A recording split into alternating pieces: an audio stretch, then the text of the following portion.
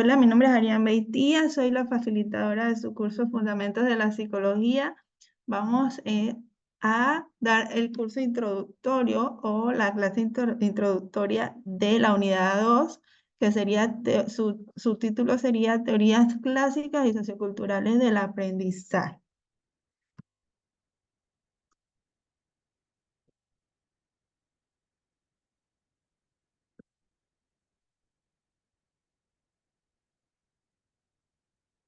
La unidad 2 de la materia Fundamentos de la Psicología titulada Teorías Clásicas y Socioculturales del Aprendizaje se centra en la exploración de las teorías fundamentales que han modelado nuestra comprensión del aprendizaje y desarrollo cognitivo. Ya vimos un breve pantallazo pues, en la unidad 1 de lo que serían algunas de estas teorías.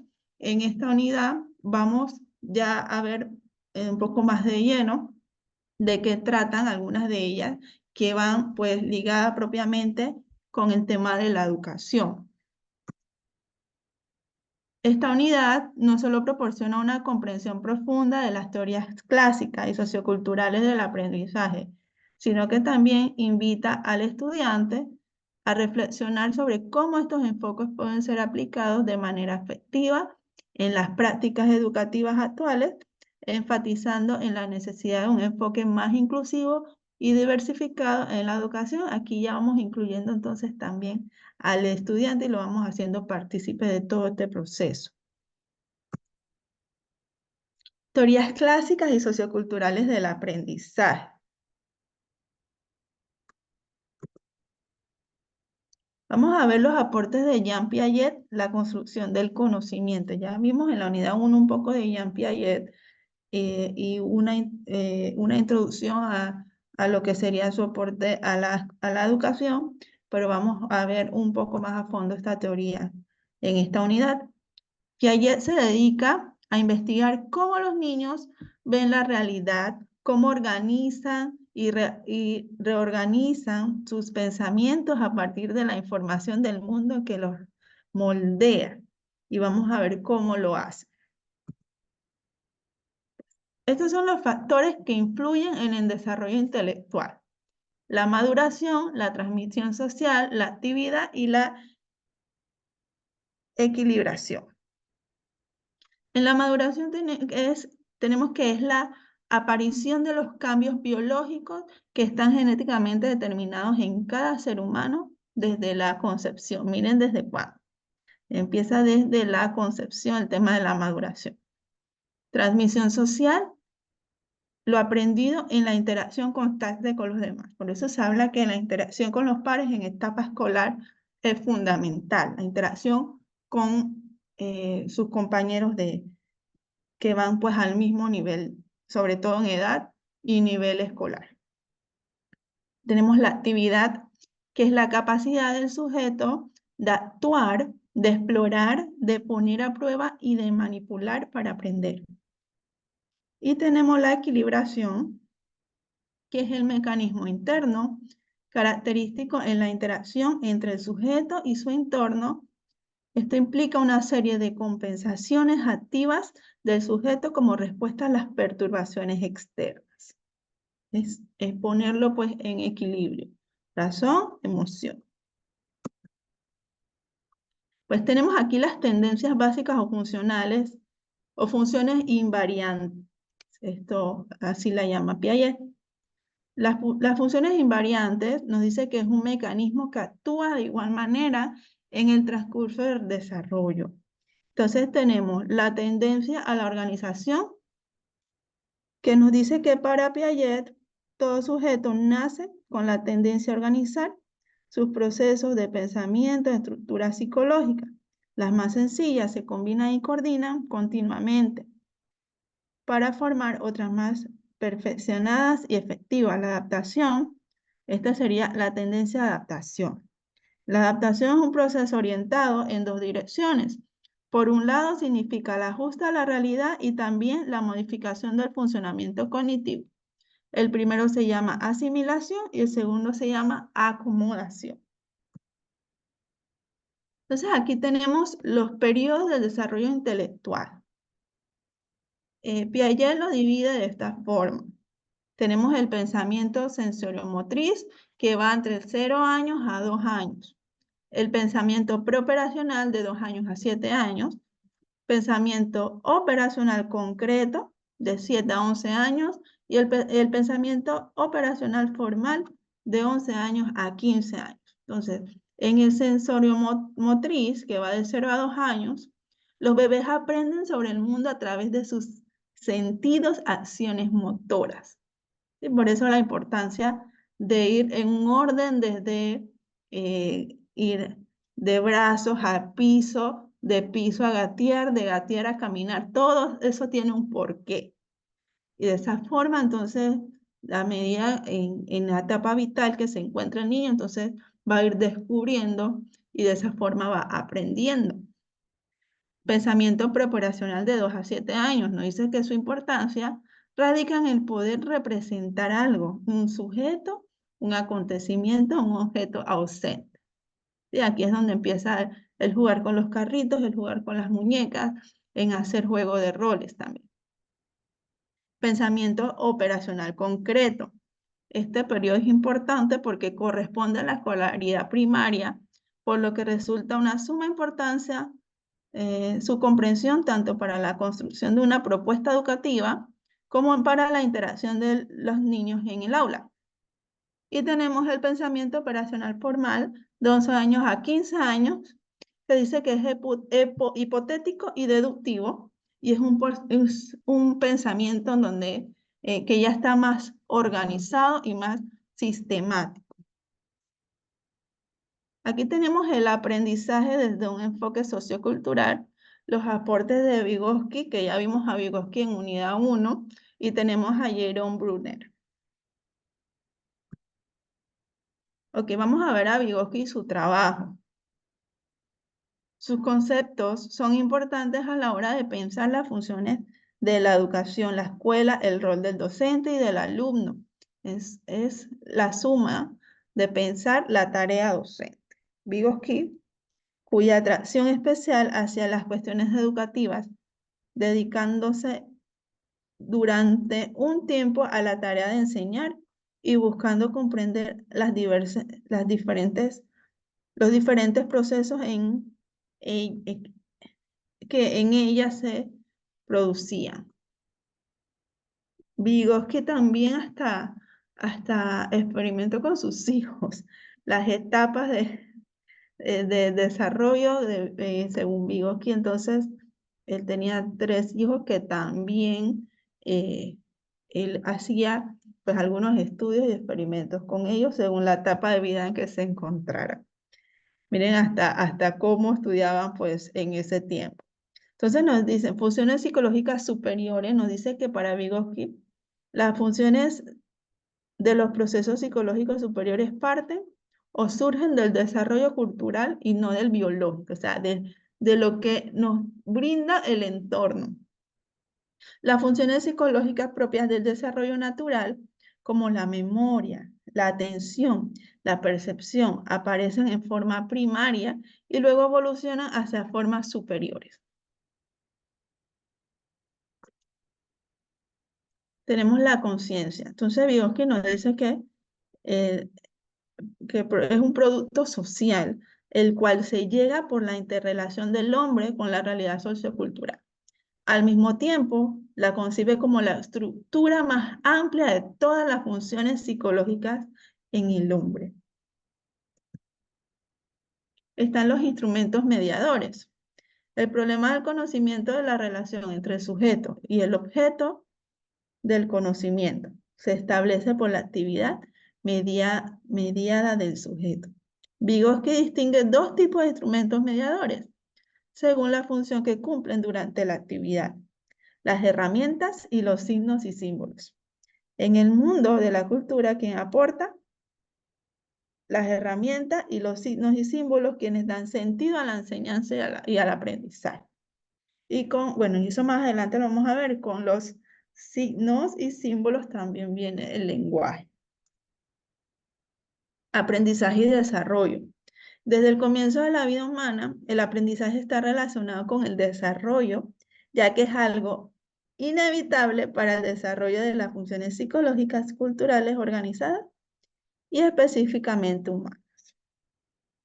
O sea, cada momento de vida tiene su porqué, cada estructura que hace Vygotsky, todos estos teóricos de la psicología, pues tiene su porqué, que es según la función cognitiva que se supone tenga el sujeto en una etapa, en la etapa del ciclo vital, pues en que se encuentra.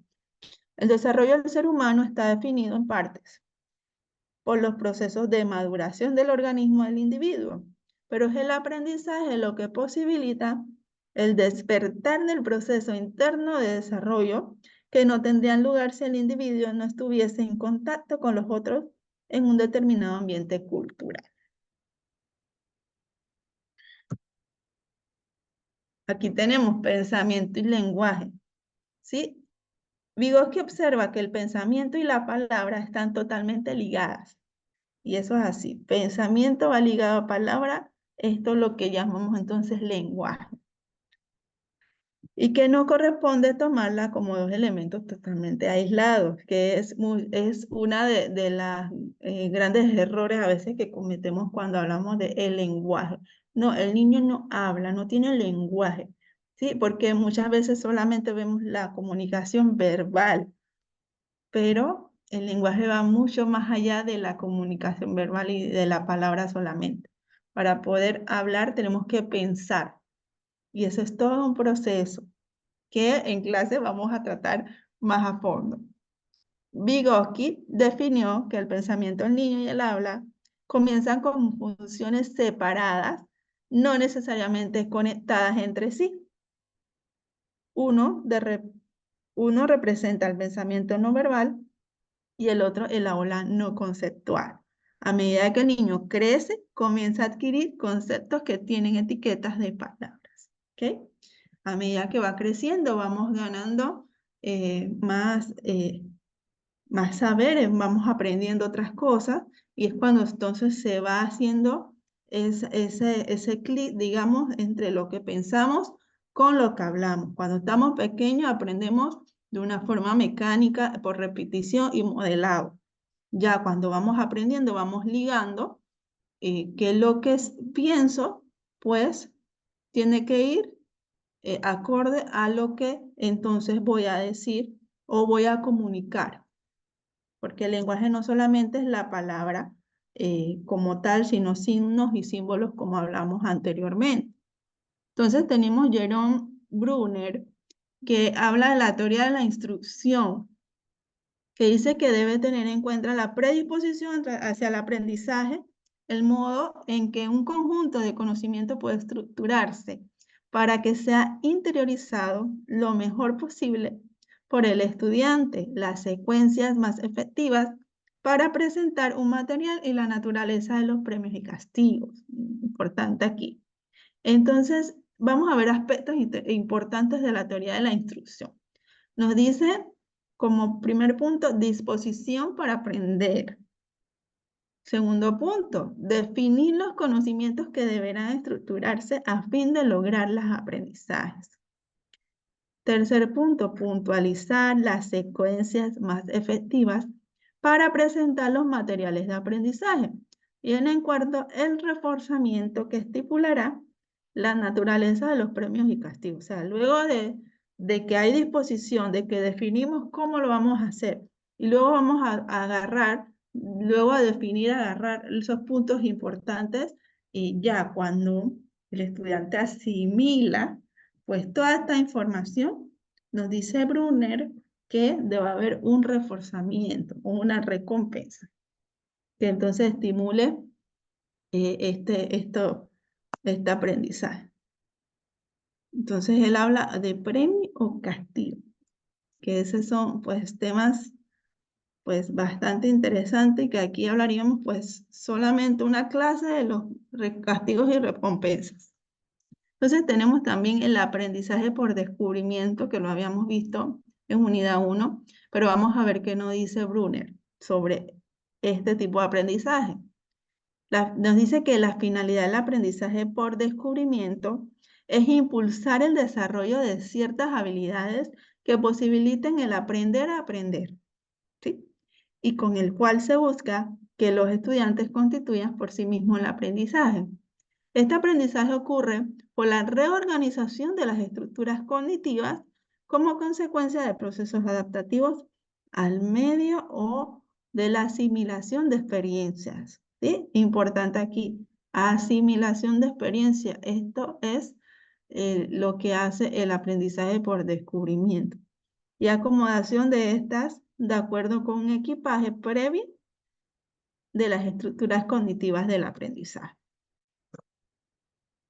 Vamos a ver la guía del aprendizaje. Es el adulto quien muestra la tarea o actividad, mostrando las características más significativas y sus peculiaridades. Sí, vamos a dar, antes de ir a investigar o a descubrir, vamos a dar una previa de qué es lo que queremos. Se orienta al niño para que intente realizarlo. Se presenta al niño la tarea, reduciendo la complejidad de esta. Una vez que el niño sabe hacer una tarea o parte de ella, se incita a que realice una de mayor complejidad. O sea, ya sabemos lo simple, ahora vamos a motivarlo a que haga algo un poco más complejo, de acuerdo a sus habilidades y capacidades también. Cuando se han logrado que el niño domine la tarea, hace su aparición la instrucción. A partir de aquí, es factible un diálogo entre docente y alumno que intercambia conocimiento, preguntas, dudas acerca de la tarea. Como un tipo de retroalimentación de las tareas y la palabra retroalimentación la vamos a ver mucho cuando estemos en clase. Aporte del desarrollo cognitivo.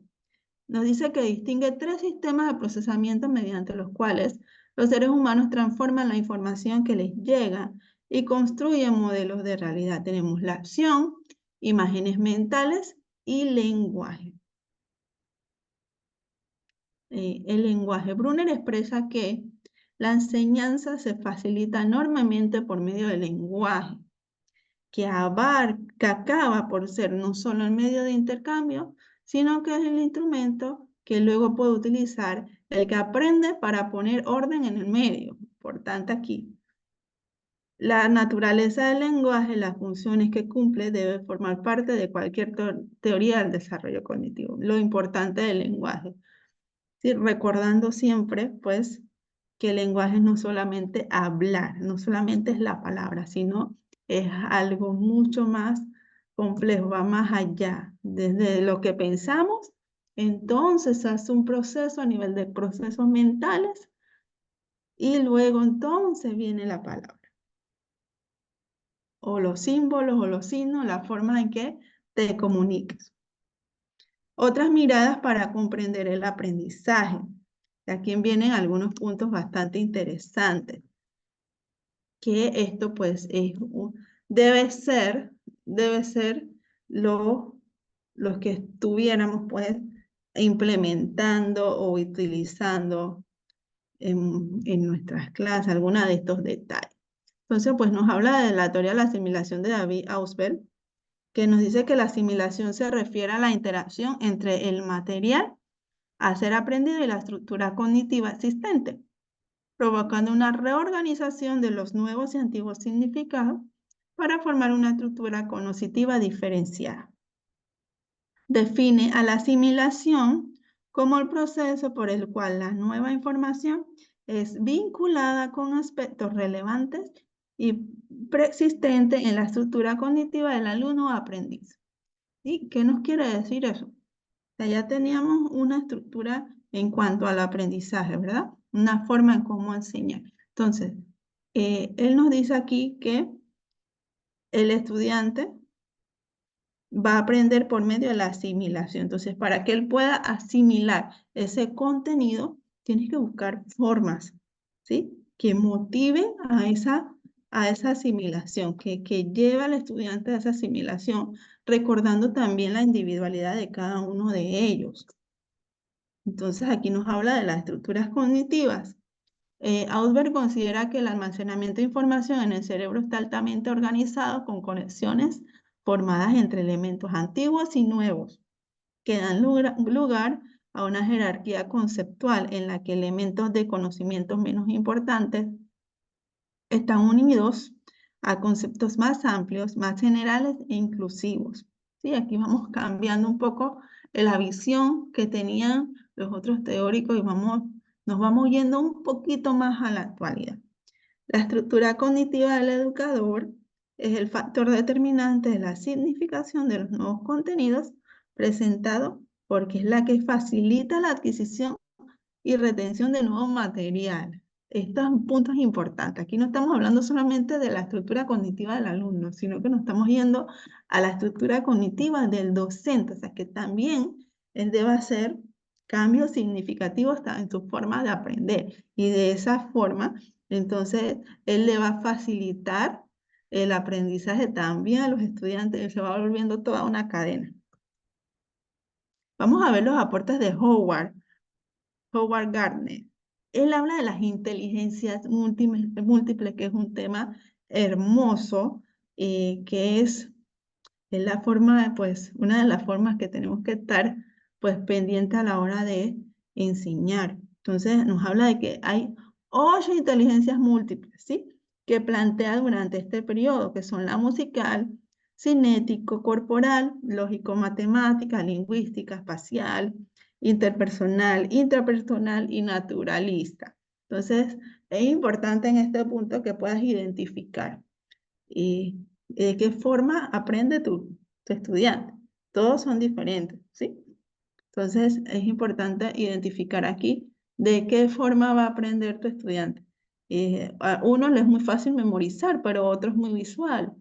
Pero el otro no le gustan las matemáticas, pero le gusta cantar, tocar un instrumento. Entonces, es importante pues conocer esas individualidades, recordando pues que cada ser es diferente, ¿no? Y tenemos una manera todos diferentes de aprender. Entonces aquí tenemos los aportes de David Perkins y él habla de la creatividad, ¿sí? Nos dice que su formación multidisciplinar le permite abordar este tema desde una mirada teórica, tratando de describir los procesos psicológicos que intervienen en la creación, produciendo estudios con artistas, sobre todo poetas, inventores y con un enfoque más práctico, proponiendo ejercicios y herramientas para fomentar la creatividad a nivel individual. Ok, Perkins investiga con artistas. Entonces, en el aula de clase, lo más seguro vas a tener un montón de artistas con que puedas trabajar. Cada uno de ellos diferente y su creatividad va a ir pues mucho más allá. Y es importante explotarla, es importante dejarlos que ellos creen, que ellos hagan, que ellos inventen. Esto pues es lo lindo de la educación, es utilizar todos los recursos que tengan y que ellos también formen parte, los estudiantes, de este proceso.